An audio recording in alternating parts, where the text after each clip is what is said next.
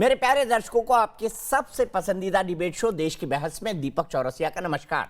कन्याकुमारी से क्षीर भवानी तक, कोटेश्वर से कामाख्या तक, लक्षद्वीप से लेह तक जो सबसे बड़ा मुद्दा होता है उसमें हम आपकी राय जानकर चुनते हैं देश की बहस का विषय। बहस की दशा और दिशा भी आपके माध्यम से तय होती है। साथ ही शो में आप और हमारे एक्सपर्ट पैनल मंच को साझा करते हैं और देश में हो रही सबसे बड़ी हलचल पर बेबाकी से अपनी राय रखते हैं। तो आइए शुरू करें देश की बहस माननीय जनता और मेहमानों के साथ। आज आपने देश की बहस का जो मुद्दा तय किया है वो है हलाल पर अंधाधुंध कमाई क्या देश की सुरक्षा के लिए खतरा है। इससे 75% लोगों ने वोट देकर देश की बहस का मुद्दा बनाना चाहा है। देश का संविधान हर नागरिक को समानता का अधिकार देता है, फिर क्यों खाने पीने से लेकर कॉस्मेटिक और दूसरे उत्पादों में हलाल नाम की मोनोपोली चल रही है। देश में हलाल कारोबार या यूं कहे कि एक धर्म विशेष की मुहर पर बहस तेज हो गई है। हलाल नियंत्रण मंच ने सरकार से मांग की है कि हलाल मीट कारोबार से हिंदू, सिख और खटीक समुदाय दूर हो रहा है। करोड़ों बेरोजगार हो रहे हैं, इसलिए एक समान कानून बनना चाहिए। आपको बता दें कि मुस्लिम देशों में कारोबार के नाम पर कुछ निजी इस्लामिक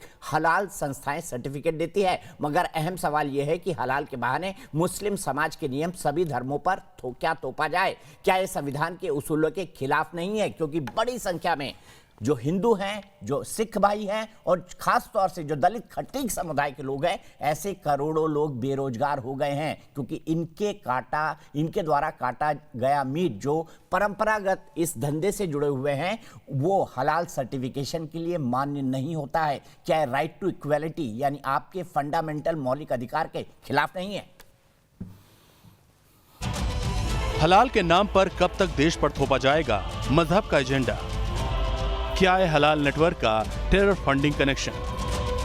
नॉनवेज से होता हुआ हलाल सर्टिफिकेशन पहले कॉस्मेटिक, बैंकिंग तक पहुंचा और अब तो कोरोना वैक्सीन पर हलाल सर्टिफिकेशन लगाने की मांग हो रही है। देश में मजहब के नाम पर हलाल प्रोडक्ट को थोपने के खिलाफ आवाज भी उठने लगी है। हलाल नियंत्रण मंच ने केंद्र सरकार से मांग की है कि हलाल के खिलाफ कानून बने, क्योंकि हलाल सर्टिफिकेशन संविधान के खिलाफ है और भेदभाव वाला है। बिना हमें पता हुए कि ये कि हमें क्या सर्व हो रहा है, और हम अब तक हलाल खाए जा रहे थे, जो कि हमारा राइट है ये पता लगाना कि हम क्या खाएं। आपको बता दें कि दुनिया भर में $560 बिलियन का हलाल कारोबार है और 57 इस्लामिक देशों तक फैला हुआ है। भारत में हलाल सर्टिफिकेट देने की कोई सरकारी संस्था नहीं है, बल्कि FSSAI की तर्ज पर हलाल इंडिया, हलाल काउंसिल ऑफ इंडिया जैसे प्राइवेट संस्थान ही हलाल सर्टिफिकेट देते हैं। इनको भारत सरकार की तरफ से रजिस्ट्रेशन मिला हुआ। अब जानिए क्यों हो रहा है इसका विरोध। हलाल सर्टिफिकेशन के बाद उत्पादों की कीमत बढ़ जाती है, क्योंकि पूरी प्रक्रिया में पैसे लगते हैं जो कंपनियां ग्राहकों से वसूलती हैं। हलाल सर्टिफिकेशन कारोबार का कोई नियामक नहीं है, जिससे वहां के पैसों की कमाई का कोई रेगुलेशन नहीं होता। आरोप इस बात के भी लगाए जा रहे हैं कि इन कारोबार के पैसे का इस्तेमाल आतंकवाद और गैर कानूनी इस्लामिक गतिविधियों को बढ़ावा देने के लिए किया जा रहा है। और ये जो करोड़ों रुपया बैठे बिठाए खर्च कर रहे हैं, ये कहाँ खर्च करते हैं? उनमें से एक है, ये उन लोगों को बचाते हैं जो टेरर के इल्जाम में पकड़े जाते हैं। भारत ही नहीं, दुनिया के कई देशों में हलाल सर्टिफिकेशन के खिलाफ आवाज उठ रही है। श्रीलंका और बेल्जियम में हलाल मीट को बैन कर दिया गया।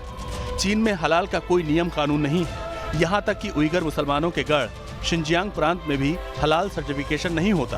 बावजूद इसके इस्लामिक देशों में चीन का कारोबार फल फूल रहा है। सरकार करे, वेलकम है, कौन रोकता है? दूसरी कंट्रीज में तो सरकारी तौर पर, जैसे यहाँ FSSAI है काम करती है, दूसरी कंट्रीज में इस तरह के बाज़ाब्ते जो फूड मिनिस्ट्री है वो काम करती है। आज देश की बहस में इसी मुद्दे पर चर्चा करने जा रहे हैं कि क्या हलाल सर्टिफिकेशन पर सरकार को दखल देना चाहिए और क्या हलाल कारोबार से हमारी अर्थव्यवस्था और सुरक्षा पर असर पड़ रहा है।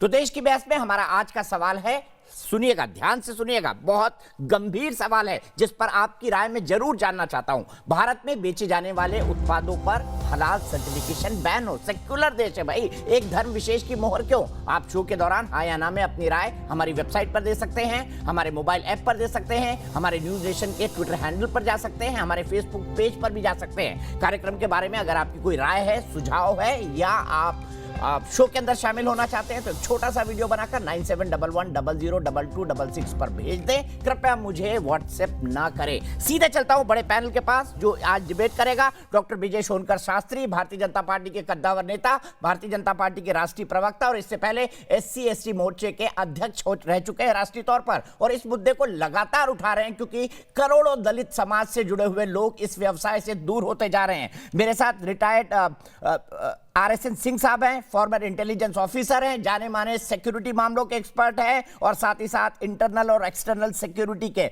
बड़ी दखल रखते हैं इस सब्जेक्ट पर, खासतौर पर इस हलाल कारोबार के नाम पर जो कुछ चलाया जा रहा है और जो $5.7 ट्रिलियन की इकोनॉमी बन चुकी है। सुबी खान है, सोशल एक्टिविस्ट और सुप्रीम कोर्ट के वकील हैं। सरदार हरिंदर सिंह सिक्का जुड़ेंगे, स्पोक्स पर्सन है हलाल नियंत्रण मंच के। मेरे साथ एहतेशाम हाशमी है, पॉलिटिकल एनालिस्ट है और एडवोकेट है सुप्रीम कोर्ट के। मेरे साथ थोड़ी देर में डॉक्टर शोएब जमई जुड़ेंगे और मसूद हाशमी साहब है, प्रेसिडेंट है इत्तेहाद काउंसिल के। शुरुआत करूंगा डॉक्टर शास्त्री साहब आपसे, जानना चाहूंगा किस तरह से दूर किया जा रहा है हिंदू, सिख और दलित भाइयों को इस व्यापार से, हलाल कारोबार के नाम से, और कैसे बैकडोर से एपिडा कानून के तहत 1985 में इसकी एंट्री होती है राजीव गांधी के जमाने में, बताइए।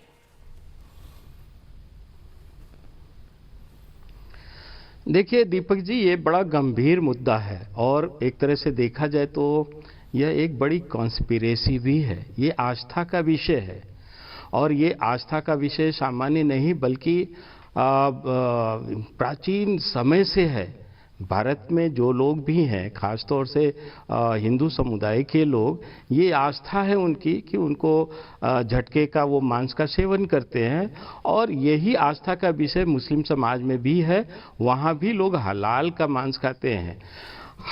हलाल के अलावा झटके का मांस खाना इस्लाम में हराम माना गया है और उसी तरह झटके के अलावा हलाल का मांस खाना हिंदू धर्म में भी एक आस्था का विषय, उसे हराम माना गया है। ये तो एक इसका ऐतिहासिक बैकग्राउंड है, लेकिन हम उनके बारे में मैं बात करना चाहता हूँ जो आज सीधे सीधे इस बिजनेस से जुड़े हुए हैं और उनको इसका खामियाजा भी उठाना पड़ा है, चाहे वो राष्ट्रीय स्तर पर और चाहे अंतर्राष्ट्रीय स्तर पर।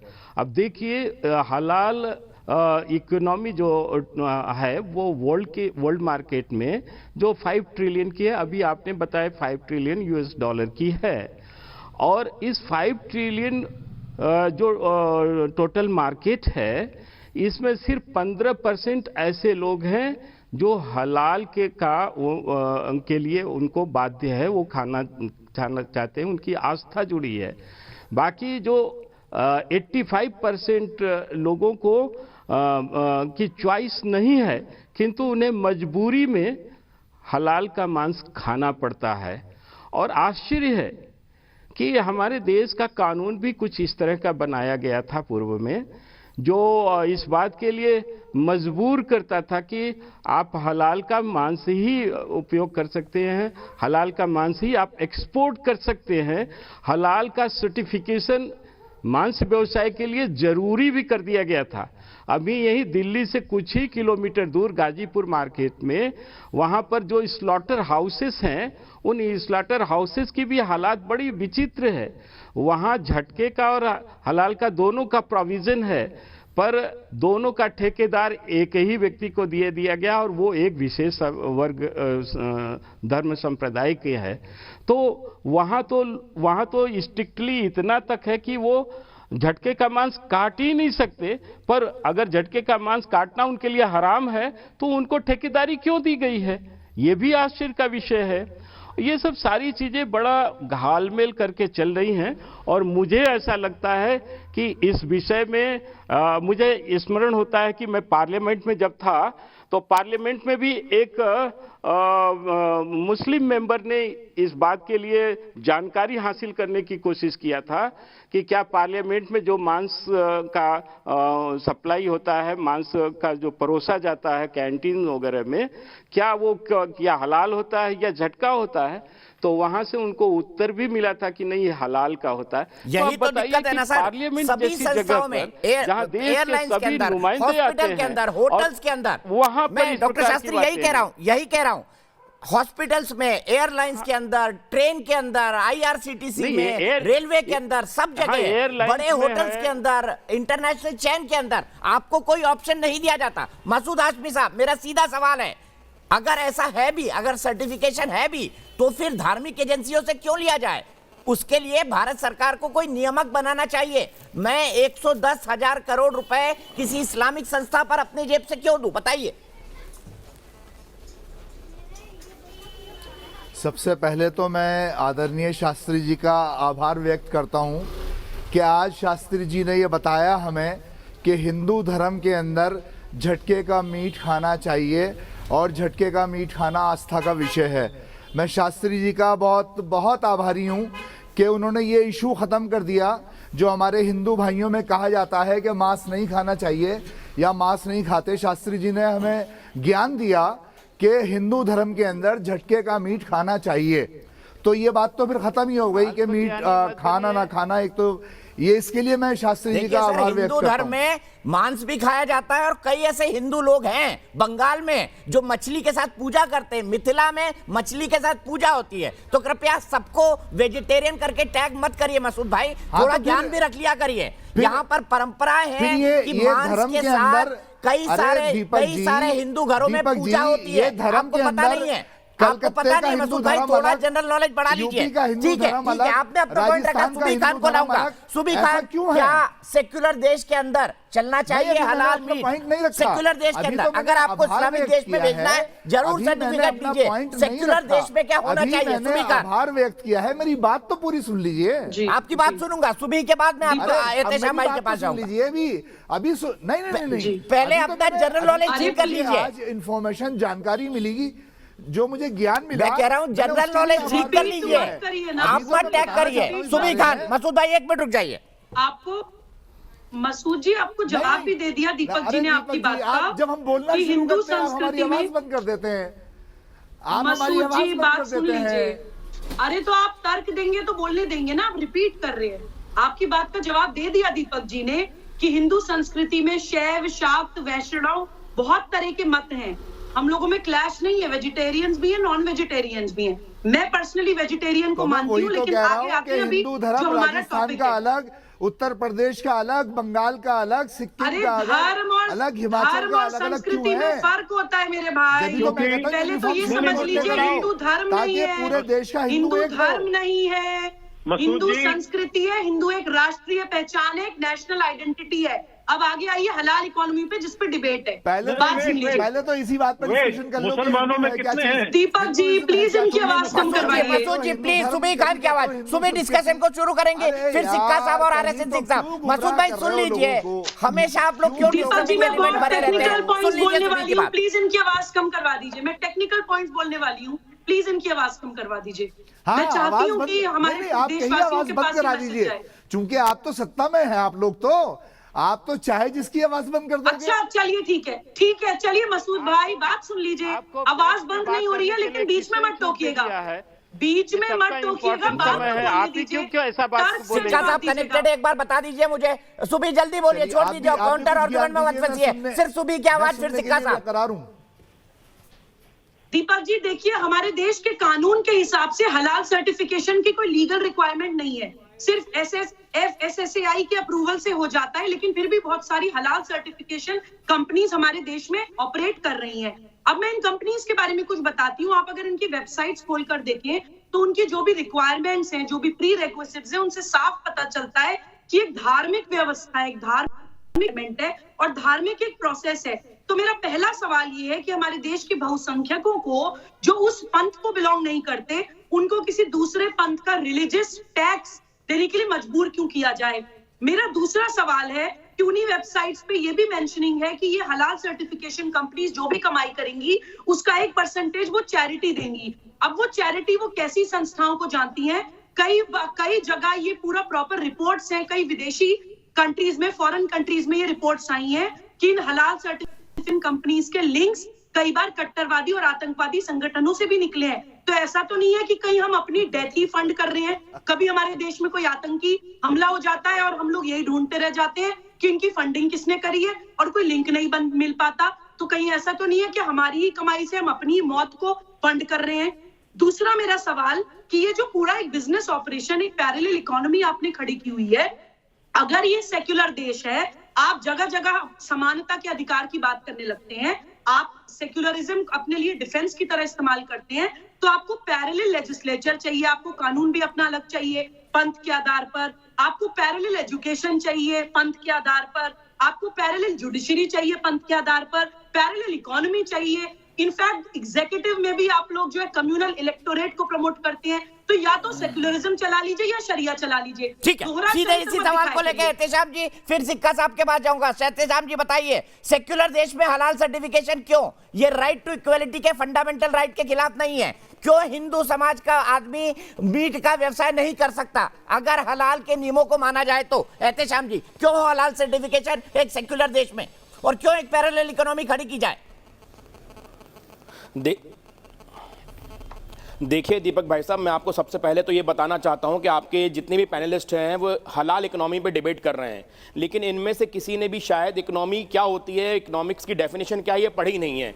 इकोनॉमिक्स की डेफिनेशन मैं आपको बताता हूं। Economics is the science which studies human welfare as the relationship between ends and scarce means which have alternative use.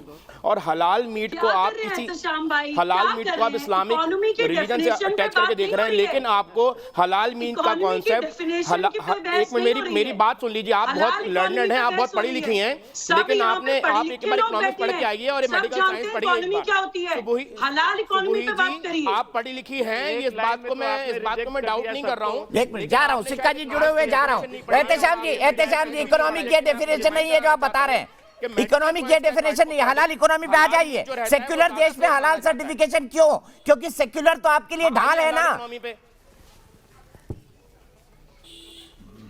हाँ, let me answer this question mister Deepak Chaurasia. हमारा जो संविधान है ना दीपक भाई साहब, वो हमको हलाल इकोनॉमी क्रिएट करने की परमिशन देता है। आप पढ़ लीजिए संविधान एक बार जाके। और संविधान मुझे और हिंदू और खटीक और सिख भाई को ये भी इजाजत देता है कि वो कोई भी व्यवसाय कर सके। बात सुन लीजिए, पिंक रिवॉल्यूशन का नाम शायद आपने सुना होगा, पिंक रिवॉल्यूशन का शायद नाम आपने सुना होगा, अभी अगर किताब पढ़ी होगी आपने पढ़ा होगा कि मीट प्रोडक्शन और मीट एक्सपोर्ट में हिंदुस्तान नंबर 1 बनने जा रहा है।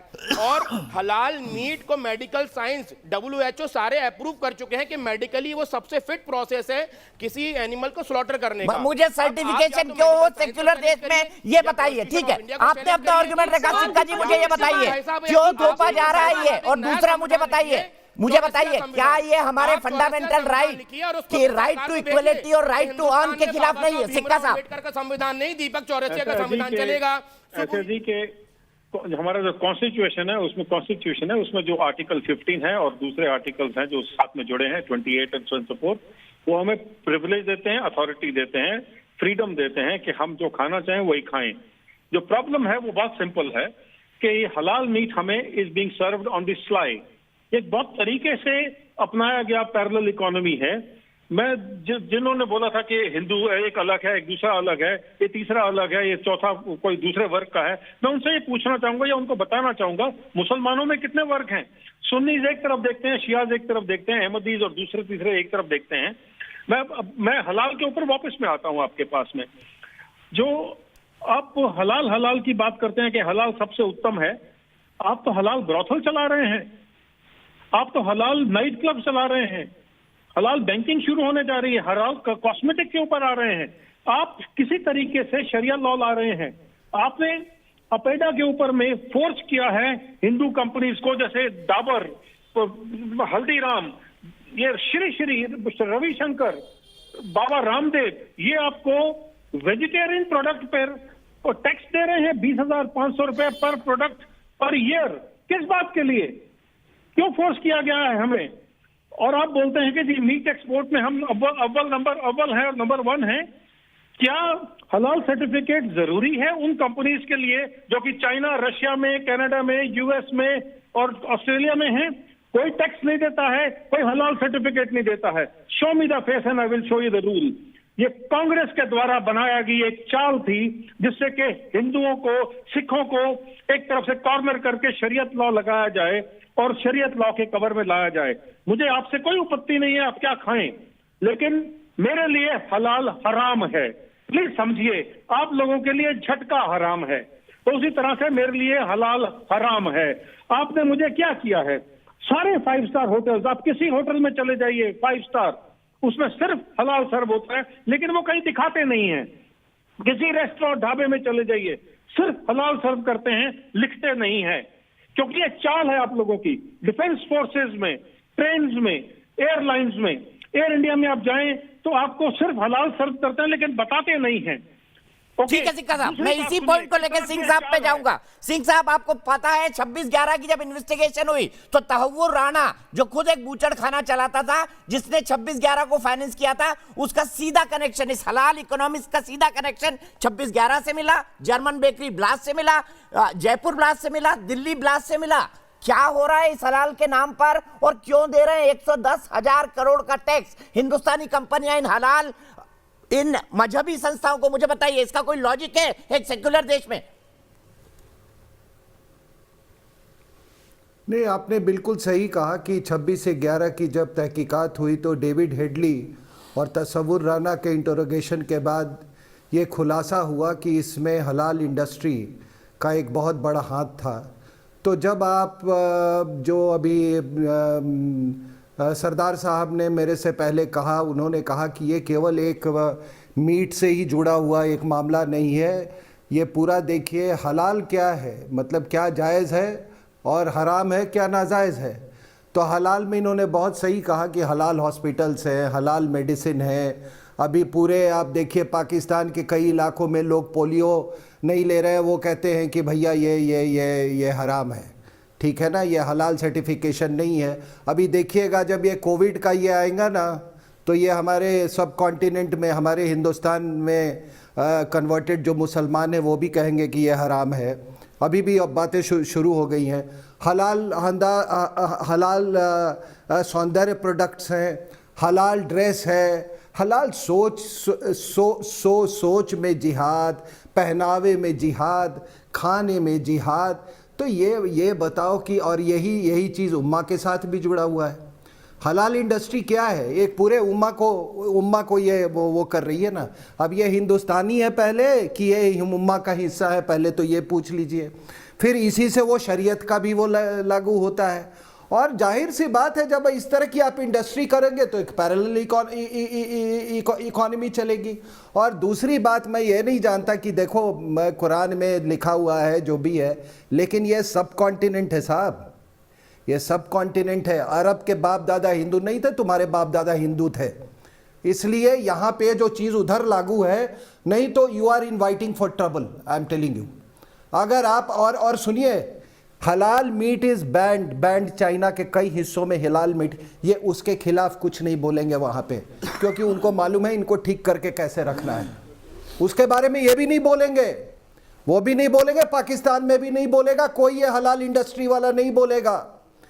जिंगजियांग प्रोविंस में आपको मालूम है हलाल मीट परमिटेड नहीं है, आपको उसके खिलाफ कोई नहीं बोलेगा। ये नौटंकी हिंदुस्तान में ही होता है, क्योंकि आपने इनको नौटंकी करने दिया है। जिस दिन आप नौटंकी को बंद कर देंगे, सब ये संविधान और ये, अरे तुम्हारे बाप दादा नॉर्मल मीट खाते थे यार। और हर चीज का एक वैज्ञानिक कारण होता है। मैं यही कहता हूं दीपक जी कि मान लीजिए हम किस चीज की, जो वैज्ञानिक नहीं है वो धर्म हो ही नहीं सकता है। जो और धर्म और मजहब में फर्क डालना 1400 साल पहले एक मजहब पैदा हुआ, कोई पढ़े लिखे आदमी व्यक्ति बात कर रहे हैं, वो खत्म। मैं तो ये समझा था ये कोई पढ़ा लिखा व्यक्ति बोल रहा है। मैं अगर ये पीछे जो शेल्फ में बुक्स लग रही वैज्ञानिक है, वो बता रहे हैं ये कोई पढ़ा लिखा व्यक्ति बोल रहा है। जाता है कि भाई बटरफ्लाई के ये एस्पेक्ट्स जो है, उसके जो फ्लाइट पाथ है, उसका जो लैंडिंग टेक्निक है, उसमें आप कुछ बता दें तो मदरसे होने चाहिए, ठीक है, या हलाल आपका होना चाहिए। ठीक है, सीधे चलता हूं शोएब जमाई के पास। सिंह साहब, शोएब जमाई मुझे बताइए, सेक्युलर देश में हलाल सर्टिफिकेशन क्यों? क्यों आप देते हैं संविधान की दुहाई? क्यों आप हिंदू, जैन या फिर हिंदू, सिख या फिर खटीक भाइयों का रोजगार छीन रहे हलाल इकोनॉमिक के नाम पर, और इसको पीछे के दरवाजे से क्यों तोपा गया? क्या ये बैन नहीं होना चाहिए हिंदुस्तान में? ये नौटंकी खत्म कीजिए। ये नौटंकी आप जितना बढ़ाएंगे उतना ये चलेगा। वो हमारे यहाँ एक कहावत है ना कि नया मुल्ला जी ज्यादा दीपक जी, प्याज इनको खाता चुप है। करा लीजिए थोड़ा। नया मुल्ला ज्यादा प्याज खाता है, वो बिल्कुल सही है। ठीक है वो सिंह साहब, लागू होगा, सीधे अरब में लागू सीधे होगा, वो सीधे शोएब जमाई से मलेशिया में जवाब लागू लेते हैं होगा। इसका। हिंदुस्तान शोएब जमाई जी में जवाब नहीं दीजिए। होना चाहिए। नफरती चिंटू चुप हो नया जाओ। पंडित भी ज्यादा मांस खाता है। शोएब जमाई बोलिए। चलिए मैं जवाब दूं दीपक जी। दीपक जी, मेरी आपसे गुजारिश है कि जितना वक्त आपने RSN सिंह साहब को दिया है, कम से कम उतना वक्त मुझे भी दे। और मैं बहुत ही एक तार्किक चर्चा करना चाहूँगा, क्योंकि मैंने आपका ट्वीट भी पढ़ा है, उसमें जो लोगों के रिएक्शंस आए हैं उसको भी पढ़ा है, और आपकी एक रिपोर्ट भी देखी है। तो मैंने बहुत सारा तैयार भी किया है अपनी रिसर्च से, तो मैं उस पर बात रखना चाहूँ। आपका सवाल ये है कि सेकुलर देश में हलाल सर्टिफिकेशन ज़रूरी है क्या? इसी सेकुलर देश की ये जो कॉन्स्टिट्यूशन है वो राइट टू चॉइस कहती है, और दूसरा राइट टू प्रोफेस। मुझे भी राइट टू चॉइस है ना, फिर मुझे हलाल क्यों खाने दिया जा रहा है? बताइए ना, मुझे भी राइट टू चॉइस है, फिर मुझे बैक दरवाजे से हलाल क्यों दिया जा रहा है? शोएब जमाई जवाब दीजिए इसका, जवाब दीजिए ना। दीपक जी क्या 2% ये फंडामेंटलिस्ट है वो डिसाइड करेंगे कि 90% इंडिया खाएगा? इनको शर्म आना चाहिए ऐसे बात बोलते हुए। इनको खड़ा होना चाहिए हमारे साथ में कि आप के मजहब में, धर्म में तो आप झटका खाइए, लेकिन आपने फोर्स। बोलिए शोएब जमाई, बोलिए, मेरे सवाल का जवाब भी दे दीजिए। सॉरी, देखिए, आप इंटरप्ट करवाएंगे या फिर उनका फीडर डाउन नहीं करेंगे तो मैं कुछ नहीं बोलूंगा और मैं शो से भी उठ जाऊंगा। ये कोई तरीका नहीं है। जब सारे लोग यहाँ भी बोलते हैं, मैं कुछ धमकी, नहीं बोल रहा। यहाँ भी धमकी, पॉइंट रखना, यहाँ भी धमकी। शोएब जमाई यहाँ भी धमकी, एक चर्चा में भी धमकी, देश को भी धमकी, समाज को भी धमकी, सबको धमकी। यही परंपरा है आपकी शोएब जमाई। सर मैं अपनी बात रख लूं, अगर आप चर्चा ना कराना चाहते हैं तो धन्यवाद, और चर्चा कराना चाहते हैं जवाब तो दीजिए ना मेरे सवाल का। ये मछली बाजार आपकी मत राइट टू बनाइए। इक्वालिटी तो है, आप मेरा जमाई को राइट टू बुलाया इक्वालिटी कहाँ गया? मैं जवाब दे दीजिए इसका। देखिए, इसी राइट टू चॉइस की बुनियाद पर मैं कह रहा था कि किसी को आपत्ति नहीं है MCD के इस प्रस्ताव पर। ये तो फायदा ही है। मुसलमान भी चाहते हैं कि जहां वो जाएं, जो खाना खाएं वो हलाल हो, दिख जाए कि हाँ हलाल है। अगर कोई हिंदू भाई या सिख भाई चाहता है कि वो हलाल ना खाएं, झटका दिखाया जाए, तो वो उनका चॉइस है और वो दिखाना भी चाहिए अगर वो ना खाना चाहे। हालांकि मैं जानता हूं कि मोस्ट ऑफ द हिंदूज जो है ना, वो उनको परेशानी नहीं है हलाल और हराम, लेकिन चूंकि हमारे मजहब में एक अपना एक साइंटिफिक लॉजिक भी है और एक मान्यता भी है। साइंटिफिक लॉजिक ये है जिसका RSN सिंह बात कर रहे थे कि भाई साइंस का इसका और रिलीजन से कोई लेना देना है। मैं बताता हूँ, साइंस का लॉजिक ये है कि हलाल हम उसको बोलते हैं कि जो इस तरीके से जो स्लॉटर करते हैं ना हम, उसमें स्लॉटर में ये होता है कि एनिमल जो नस होती है किसी भी जानवर की, वो दिल और दिमाग से जुड़ा हुआ रहता है। वो एनिमल जब हम स्लॉटर करते हैं तो वो नस तब तक हेलो शोएब जमाई, अब आप तर्क की बात करिए ना भाई, तर्क की बात करिए। इसमें मेडिकल साइंस कहाँ ले आए? मेरी राइट टू चॉइस कहाँ गई शोएब जमाई? जब आपने हलाल सर्टिफिकेशन पीछे के दरवाजे से घुसवा दिया सेक्युलर सरकारों से, मुझे इसका जवाब दे दीजिए। मेरी राइट टू चॉइस कहाँ गई? मैं तो इस पक्ष में हूँ। जवाब दे दीजिए ना शोएब जमाई, इसका जवाब नहीं है आपके पास। ज्ञान गणित बांट रहे हैं आप। हिंदुस्तान से सर मैं मेडिकल साइंस का भी जवाब दे रहा हूं, क्योंकि आपको पता है कि मेरी PhD जो है वो बायोलॉजी में है, इसलिए जवाब दे रहा हूं। सर आपकी PhD फंडामेंटलिज्म में है। जो आप किस पक्ष में हैं सर कि बकरा को? देखिए ना, आप इस बात को समझिए। एक मिनट, सिक्का साहब मैं सीधे डॉक्टर शास्त्री के पास जाऊंगा। डॉक्टर शास्त्री, क्या किसी के पास इस सवाल का जवाब है कि सेक्युलर देश में हलाल सर्टिफिकेशन क्यों हो? मुझे बताइए, मेरा राइट टू चॉइस कहाँ गया? इनका राइट टू चॉइस है, मेरा राइट टू चॉइस नहीं है। इसको कहते हैं सेक्युलरिज्म। दीपक जी, इसमें तो किसी को कोई परेशानी है ही नहीं। सर ठीक है ना, नहीं है, शास्त्री साहब बोल रहे हैं, आपने अपनी बात कह दी ना, मैंने पूरा वक्त दिया आपको। डॉक्टर शास्त्री, ये एक बड़ा कॉन्स्पिरेसी चल रहा है, और इस कॉन्स्पिरेसी को यहाँ आपके शो के माध्यम से भी देखा जा सकता है कि जो 2-4 लोग हैं वो किस प्रकार की बातें कर रहे हैं। इस प्रकार की बातें नहीं होनी चाहिए। अगर बात होनी चाहिए तो सबकी सोच को महत्व देनी चाहिए और सुननी चाहिए। ये लोग किस तरह की बातें कर रहे हैं आप देखिए ना कि हकीकत क्या है कि अगर हम अपने रिलीजन की आस्था की बात करते हैं तो ये मजाक उड़ा रहे हैं। हम क्या इनके आस्था का मजाक उड़ा रहे थे? क्या हम हराम की बात को, हलाल की बात को हम हराम कह रहे हैं? हम तो इनकी बातों को कह रहे थे। लेकिन ये कुछ भी कहें, ये देश देख रहा है। मैं तो दीपक जी आपकी बातों का जवाब मैं देना चाहता हूं कि ये हलाल का मांस खाते हैं, खाएं, लेकिन उनका अवसर क्यों मारा जा रहा है जो हलाल नहीं खाना चाहते हैं, जो झटका खाना चाहते हैं? ये कितनी बड़ी कॉन्स्पिरेसी। इसका मैं एक उदाहरण देना चाहता हूं कि गत दिनों कुछ लोग सुप्रीम कोर्ट गए थे। वहां उन लोगों ने कहा था कि नहीं, हलाल को बैन कर देना चाहिए। देखिए कॉन्स्पिरेसी किस तरह से होती है। मार कहां करना है और कराए किया जा रहा है। कुछ लोगों ने जाकर हलाल को बैन करने की सुप्रीम कोर्ट में बात की।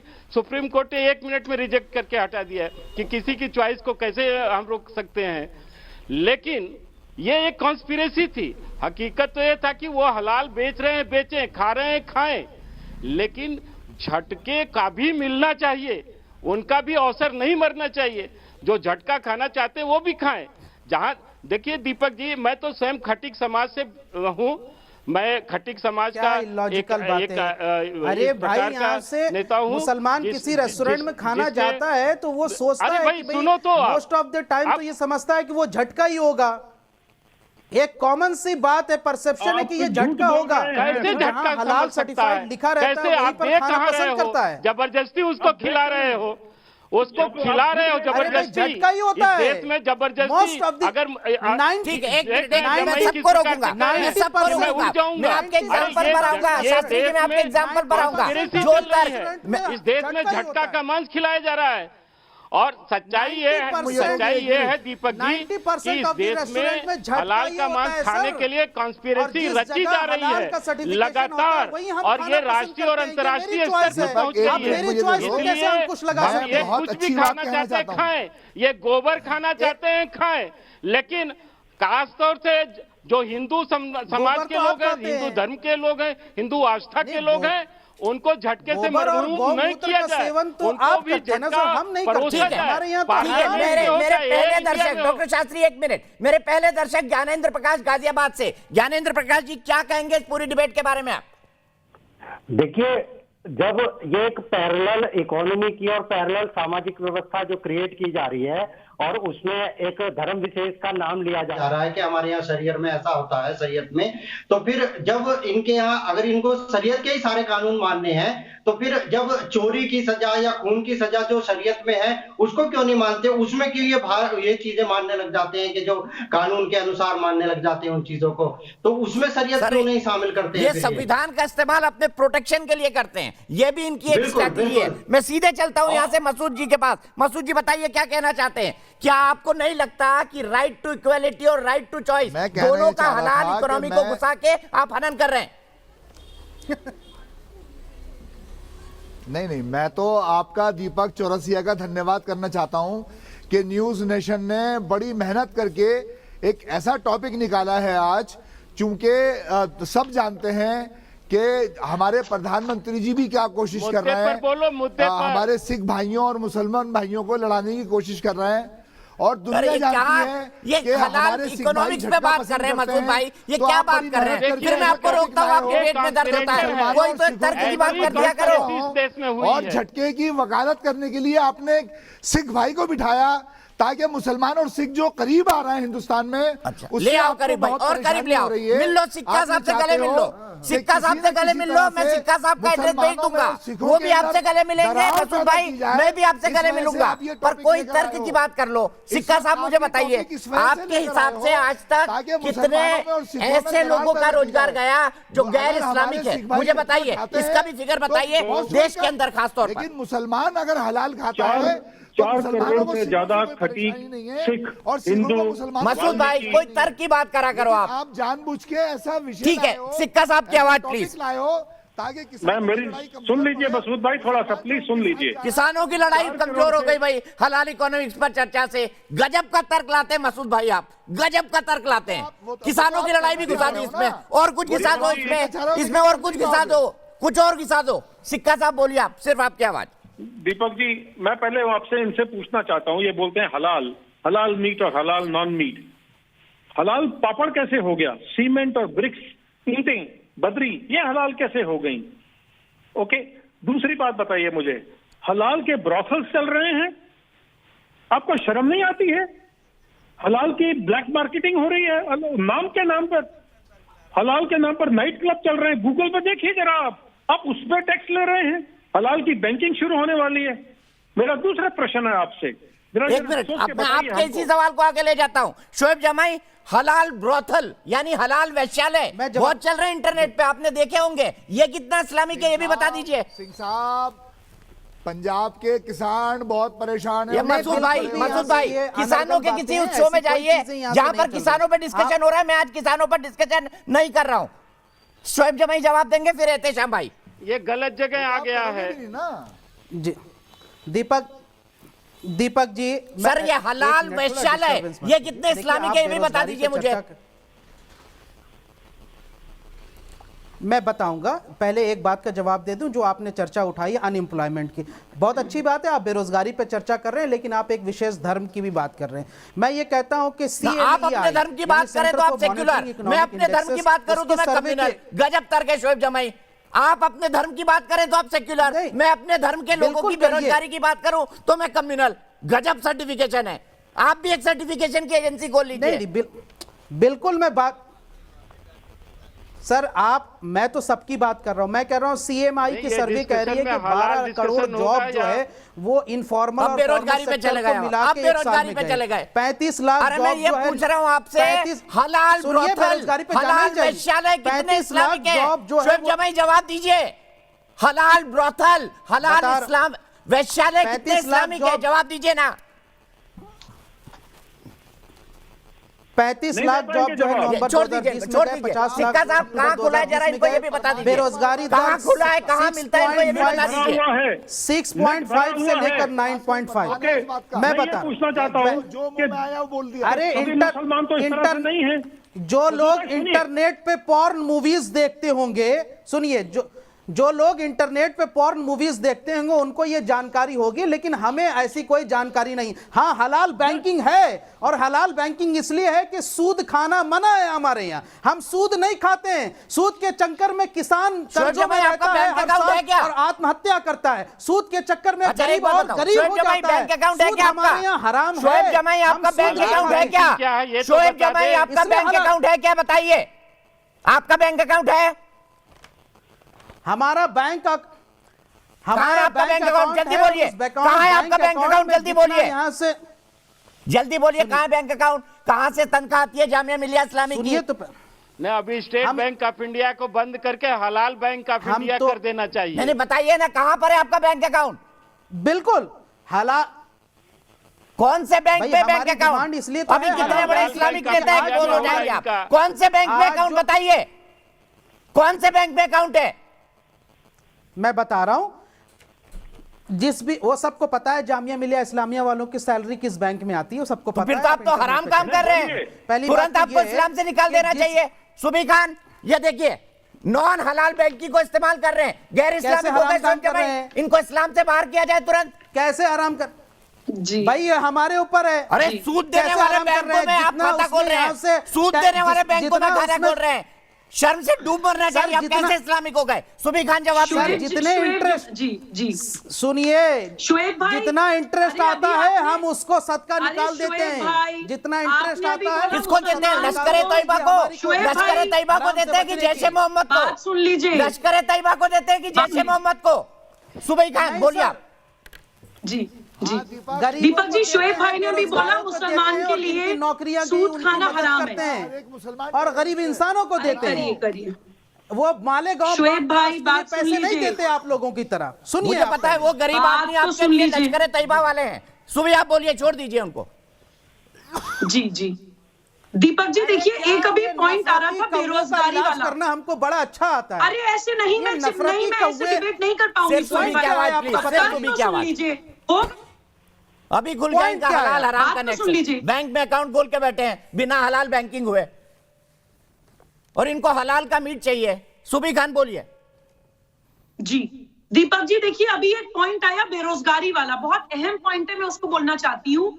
अभी हमने इस बात पे जिक्र किया कि जो खटीक समाज के लोग हैं या सिख समाज के लोग हैं, उनको हलाल इकोनॉमी की वजह से वो बेरोजगार हो रहे हैं, उनको काम नहीं मिल पा रहा है। एक और पॉइंट है बेरोजगार होने का, आप ये जितनी भी हलाल सर्टिफाइंग कंपनीज है उनकी वेबसाइट पर जाइए। इनकी एक रिक्वायरमेंट ये भी होती है कि जो वो हलाल करेगा एनिमल को, वो भी मुसलमान होना चाहिए, और इसमें एम्प्लॉयमेंट भी इन कंपनीज में सिर्फ मुसलमानों को ही दिया जाता है। जो भी सोशल एक्टिविस्ट भी मुझे सुन रहे हैं, मैं बोलती हूँ आरटीआई लगाइए इन हलाल सर्टिफिकेशन कंपनीज में, पूछिए कि कितने नॉन मुस्लिम्स को इन्होंने एम्प्लॉयमेंट दिया हुआ है। तो तब यहाँ पे इनको सेक्युलर देश में ये जो है एम्प्लॉयमेंट भी धर्म देखकर, पंथ देखकर दे रहे हैं, तब ये नहीं बोलेंगे कि हाँ नहीं ये सेक्युलरिज्म के खिलाफ है। फिर मैं सिंह साहब के पास अच्छा पॉइंट उठाया आपने, इसी को एहतेशाम भाई के पास ले जाता हूँ। एहतेशाम भाई, सेक्युलर देश में क्या धर्म देख के रोजगार दिया जाएगा? हलाल की आपकी इतनी सर्टिफिकेशन कंपनी है, यही कर रही है। बेरोजगारी पर जवाब दीजिए। दीपक भाई साहब, आपने बहुत अच्छा सवाल पूछा, इसका जवाब मैं दूंगा आपको। 1 minute Shoaib, 1 minute please let me complete. Deepak भाई साहब, सेक्युलर देश में चैनल पे बैठ के आप ये बोल रहे हैं कि मैं एक हिंदू हूं, जबकि मैं आपको बताना चाहता हूं कि एक जो पत्रकार होता है वो हिंदू मुसलमान नहीं हो के सिर्फ एक पत्रकार होता है। सर ये आप नहीं तय करेंगे मैं क्या हूं और मेरी आइडेंटिटी क्या है? कृपया मेरी आइडेंटिटी तो मत तय करिए। मैं हाथ जोड़ता हूं आपके एहतेशाम भाई, मेरी आइडेंटिटी तो मत तय करिए। सुनने की हिम्मत रखिए, मेरी आइडेंटिटी तो मत तय करिए। और अगर आप सर्टिफिकेट देने वाली एजेंसी है तो आप दूसरे शोएब जमाई बन जाइए। हिम्मत रखिए। आप बात सुनने की हिम्मत नहीं है तो आप चैनल छोड़ के जा सकते हैं। नहीं, मैं चैनल छोड़ के क्यों जाऊं भाई? आप छोड़ के जाएंगे तो जवाब मैं आपको बताता हूं। आप पहले हाँ, तो जब आपने मुझे इनवाइट किया है तो आपने मुझे इनवाइट किया है तो आपको सुनना पड़ेगी मेरी बात, नहीं तो आप मुझे इनवाइट मत किया करिए। ठीक है, बोलिए। जहां तक बात करी सेकुलर इकोनॉमी की, सेकुलर इकोनॉमी में ही हमें संविधान परमिशन देता है कि हम अपने रिलीजियस वैल्यू को फॉलो कर सकें। और जहां तक हराम इकोनॉमी या हलाल इकोनॉमी की बात है, दीपक भाई साहब आप स्वतंत्र हैं हराम की कमाई खाने के लिए, लेकिन हिंदुस्तान का नागरिक इस बात को जानता है कि उसको हराम हलाल किस चीज को चूज करना है। भावना को रखें। ठीक है, बोल दिया आपने। मैं आरएसएन सिंह साहब के पास जाऊंगा। सिंह साहब, ये सेक्युलरिज्म क्या एक धर्म विशेष को पीछे के दरवाजे से बैकडोर एंट्री देना है? क्या इस देश में यही होता रहा है आज तक? ज्यादा है वहां पे। देखिए, अगर फेथ और सिक्योरिटी, फेथ और राष्ट्रीय सुरक्षा में अगर क्लैश हो तो आप किसका पालन करेंगे? आप पहले ये तय कर रहे लोग।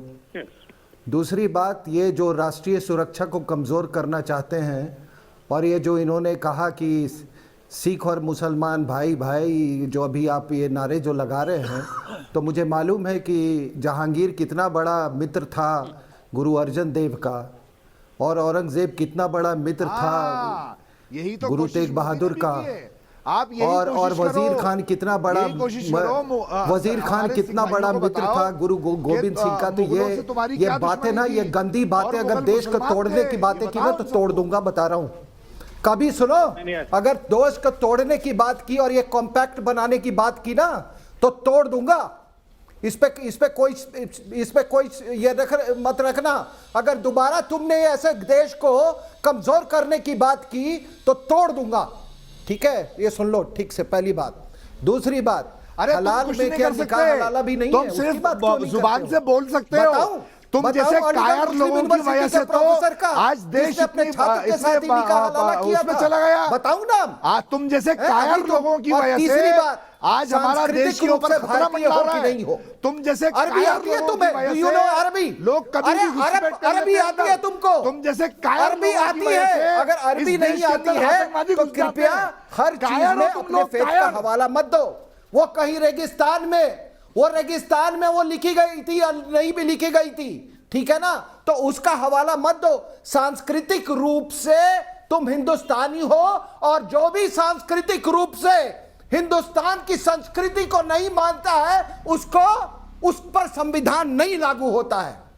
जो सांस्कृतिक रूप से अपने को गैर हिंदुस्तानी मानता है, उस पर संविधान नहीं लागू होता है। और सेकुलरिज्म का पाठ कहां पढ़ा तुमने? अरे हमें तुझे सर्टिफिकेट देने की जरूरत नहीं है। सऊदी अरेबिया हमें जरूरत है तुमसे सर्टिफिकेट लेने की।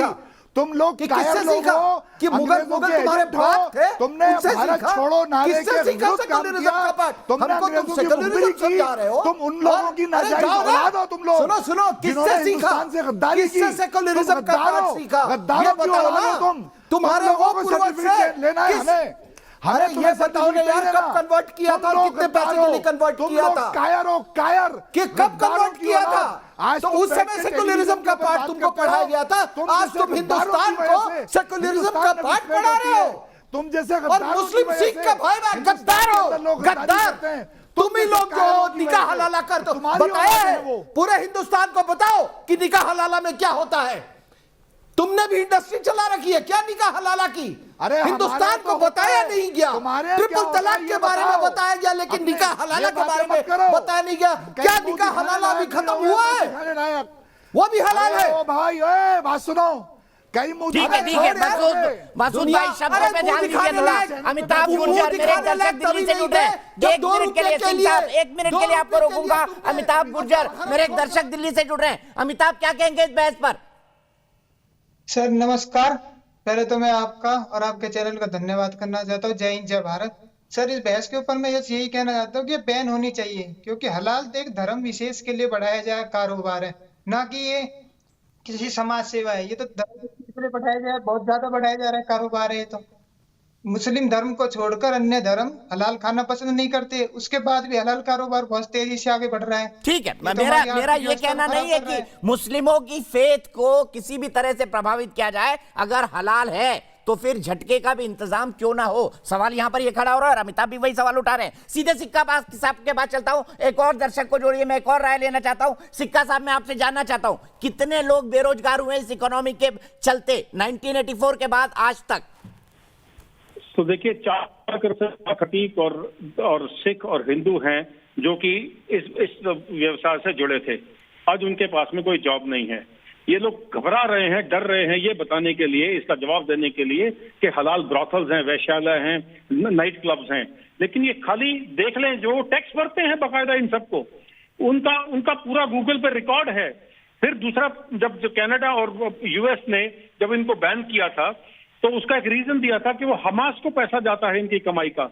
जमायत उलेमा और जमायत महाराष्ट्र जो हलाल टैक्स बोर्ड के पैरेलल इकोनॉमी चला रहे हैं, जो टैक्स गवर्नमेंट को नहीं देते हैं, उनके चार्टर पे जाइए, उसमें लिखा है कि वो टेररिस्ट जो कि कोर्ट में केस लड़ते हैं, उनके लिए उनके लॉयर की फीस उस खर्चे में से आती है।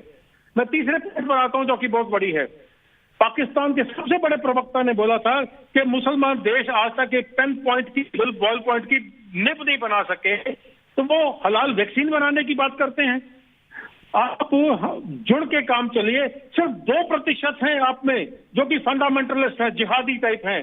वो चाहते हैं कि पूरा का पूरा देश हलाल खाए, पूरा का पूरा बुचरी जो है हलाल के कंट्रोल में। चावल कब से राइस हलाल हो गया? अमूल क्यों आपको टैक्स दे रहा है? मुझे समझ में नहीं आता है। ये थी कांग्रेस की उपज आपके लिए अपीजमेंट पॉलिसी। हम उसके खिलाफ में लड़ रहे हैं। हम आपको कह रहे हैं जो आपने खाना है खाइए, लेकिन मुझे air India, Indian railways, armed forces और जितने रेस्टोरेंट होटल्स हैं, मुझे बिना बताए हलाल क्यों सर्व कर रहे हैं?